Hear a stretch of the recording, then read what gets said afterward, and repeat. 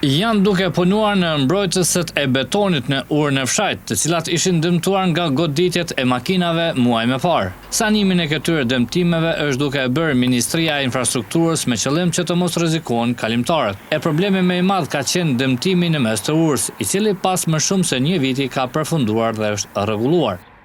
E zëvendësministri në detyrë infrastrukturës Hisen Durmishi për televizionin Syri tha se kanë filluar sanimet së bashku me Agjencinë për mbrojtje të monumentet të muret mbrojtje të urës së fshajt. Këto pra janë 10 muret të cilat janë dëmtuar dhe ka disa kohë që qytetarët shpesh i kanë thonë edhe të Syrit edhe ata që kalojnë me makina se rrezikohen nga prishja e këtyre mureve mbrojtëse. Rreth 9.000 euro do t'i kushtoj Ministrisë së Infrastrukturës sanimi i tërësishëm i mbrojtësve nga betoni të vendosura në urën e fshajt, ku si projekt në tërësi pritet të përfundojnë në 2 ditët e ardhshme.